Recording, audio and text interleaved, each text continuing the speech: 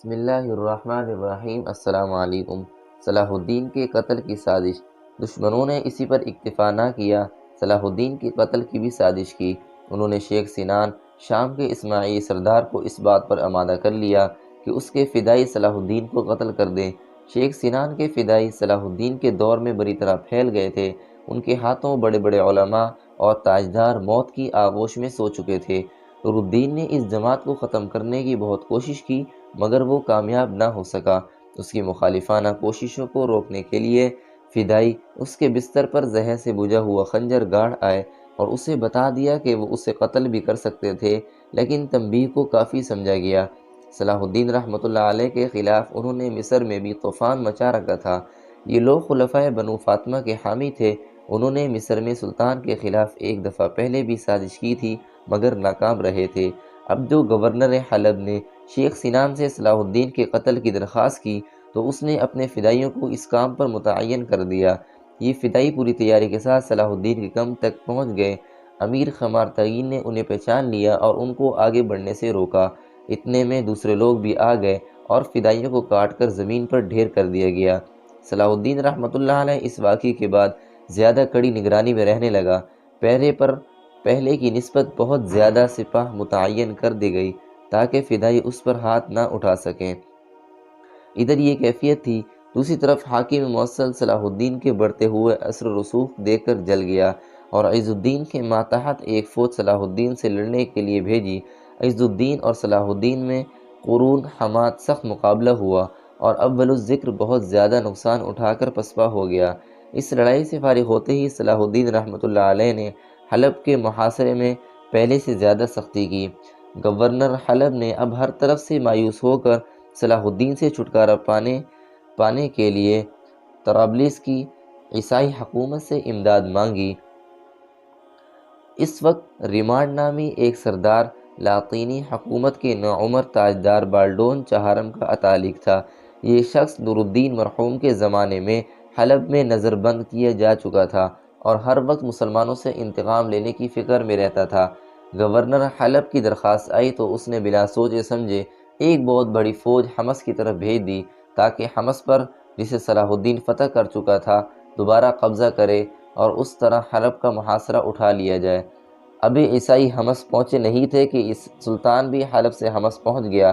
عیسائی مقابلے کے بغیر بھاگ نکلے اور حمص کو سلطان کے لیے چھوڑ گئے۔ سلطان نے پہلے حملے کے وقت حمص کے قلعہ پر قبضہ نہیں کیا تھا، اب اس نے قلعہ پر بھی قبضہ کر لیا۔ حمص پر قبضہ کرنے کے بعد سلطان بعلبک کی طرف بڑھا اور اس پر تھوڑی سی لڑائی کے بعد قبضہ کر لیا۔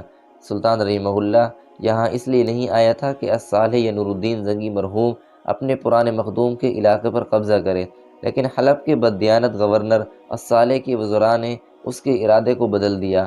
وہ دمشق آیا تھا کہ الصالح کو ظالموں سے نجات دلائے، لیکن جب الصالح اپنی ناسمجھی کے باعث دشمنوں کو اپنا حقیقی دوست سمجھنے اور حقیقی دوست سے دشمنوں کا سلوک کرے تو صلاح الدین کو اس کے سوا کیا چارہ تھا کہ وہ الصالح کے مشورے کے بغیر حلب کے سوا باقی شہروں پر غاصب امراء کو نکال دے۔ چنانچہ اس نے ایسا ہی کیا۔ بعلبک اس سلسلے کی آخری کڑی تھی۔ یہ صورتحال کسی غاصب امیر کے لیے بھی باعث تسکین نہ تھی۔ شاہ موصل جو نور الدین کی وفات اور الصالح کی نوعمری سے فائدہ اٹھانا چاہتا تھا، وہ اپنی قلمرو میں حیرت انگیز اضافہ کے خواب دیکھ رہا تھا کہ صلاح الدین اسٹیج پر نمودار ہوا۔ صلاح الدین رحمۃ اللہ علیہ کا راستہ کسی طرح روکا جائے، اس بات پر وہ پورا غور کر رہا تھا۔ اتنے میں حلب کے گورنر نے اس سے صلاح الدین کے خلاف امداد مانگی۔ وہ اپنی فوج لے کر حلب پہنچا اور الصالح اور حلب کے گورنر کی فوج کے ساتھ مل کر صلاح الدین کے مقابلے کے لیے حمص کی طرف بڑھا۔ صلاح الدین ان دونوں کا دشمن تھا۔ دشمن کی کامیابی کا نتیجہ دونوں کے لیے مہلک ہوتا، اس لیے دونوں پر پوری سرگرمی کے ساتھ صلاح الدین کی بڑھتی ہوئی طاقت روکنے کے لیے گئے۔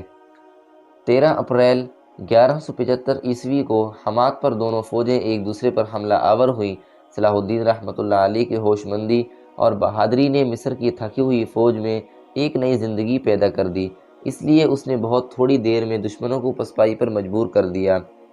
دونوں فوجیں بھاگتی ہوئی حلب پہنچی، پیچھے صلاح الدین رحمۃ اللہ علیہ تھا۔ شکست خوردہ فوج کے مزاج میں اب رعونت باقی نہیں رہی تھی، اس لیے اس نے مصالحت کی کوشش کی۔ مصالحت کی شرائط یہ قرار پائیں کہ اب تک جن علاقوں پر جس جماعت کا قبضہ ہے اس پر اسی کا قبضہ رہے اور آئندہ دونوں میں سے کوئی بھی ایک دوسرے کے علاقوں پر حملہ آور نہ ہو۔ صلاح الدین رحمۃ اللہ علیہ نے یہ شرطیں منظور کر لیں۔ اس معاہدے کی روح سے صلاح الدین کی قلمرو میں دمشق، حمص، حمات، بعلبک، کفرتاب، برن اور معارہ نئے اور بڑے اہم علاقے شامل ہو گئے۔ دوستو، امید ہے آج کی ویڈیو آپ کو اچھی لگی ہوگی۔ اگر ویڈیو اچھی لگی ہو تو لائک، کامنٹ اور شیئر کریں، اور ہمارے یوٹیوب چینل علمی وائس کو سبسکرائب کریں تاکہ نیو آنے والی ویڈیو کا نوٹیفیکیشن آپ تک بر وقت پہنچ سکے۔ اسی کے ساتھ ہی میں آپ سے اجازت چاہوں گا۔ ملتے ہیں نیکسٹ ویڈیو میں ایک دلچسپ اور سبق آموز واقعے کے ساتھ۔ تب تک کے لیے اللہ حافظ۔